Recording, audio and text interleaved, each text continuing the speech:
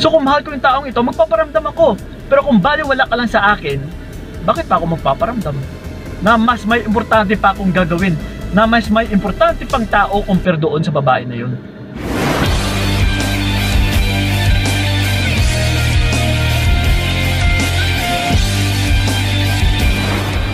Yun, what's up? Ayan, kamusta mga utol? And then welcome sa video na ito. So once again, this is pa yung kaibigan ni Kiko. So syempre, usapang pag-ibig na naman. Dahil ito, dagdagan ko na naman ang inyong mga kaalaman.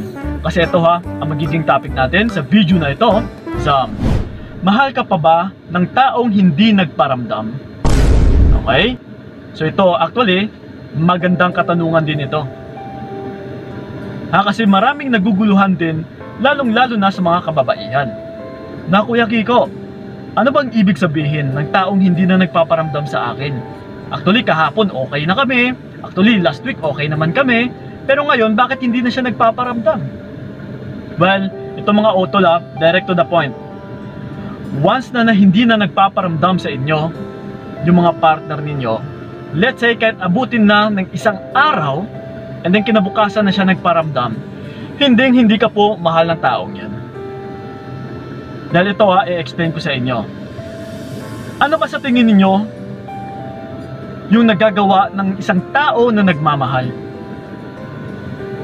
Kagaya nga sa pagpanliligaw sa inyo, halos araw-araw ay nagpaparamdam siya. Dahil gusto niyang iparamdam sa iyo na minamahal ka niya. Na gusto niyang ipakita sa iyo na importante ka sa kanya. Na gustong-gusto ka niya. Diba?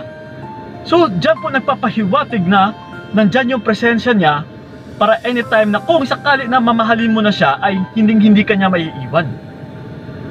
Pinapakitaan ka niya na nandito lang ako. Yes, kung sakali man na kailangan mo ko is nandito talaga ako. Araw-araw magpaparamdam ako sa iyo. 'Di ba? Nung time na nanligaw siya. So ngayon, which is sa panahon na hindi na siya nagpaparamdam kahit nanligaw pa lang or kahit kayong dalawa na, validation po ito utol na hindi kami na mahal ng taong ito.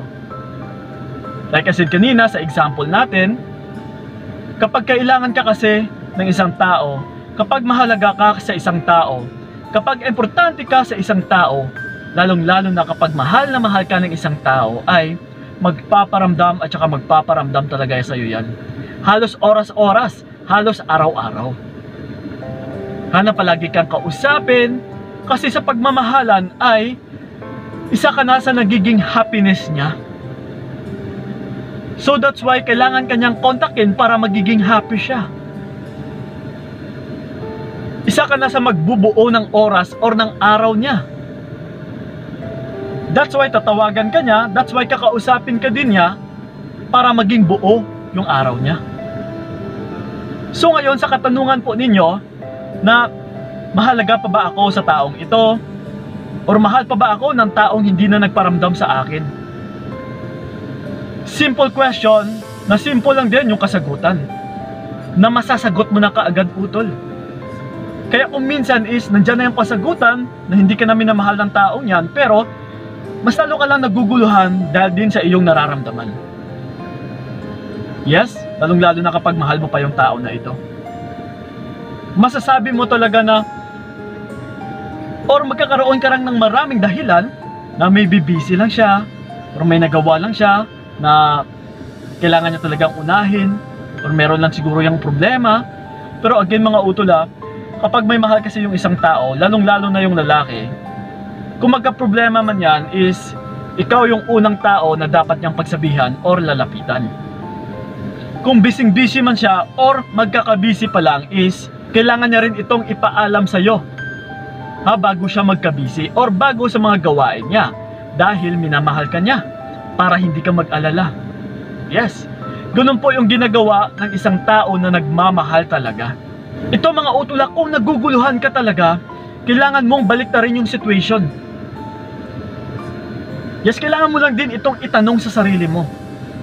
Ito kung tatanungin kita, kung hindi ka na nagpaparamdam sa tao, is masasabi mo ba na minamahal mo? Yes, kailangan mo rin itong itanong sa sarili mo. Like for me, ito once na naguguluhan kasi ako, is binibaliktad ko yung situation. What if kung ako yung sa kalagayan na ito? Yes, masasaktan din kaya ako? Bago ko rin gawin yung isang action. Kaya kagaya nito sa mga katanungan ninyo, kung mahal pa ba kayo ng taong hindi nagparamdam sa inyo? So ngayon ito, kung ako ngayon yung hindi magparamdam, masasabi ko pa bang mahal ko yung taong ito? Diba? So talagang hindi.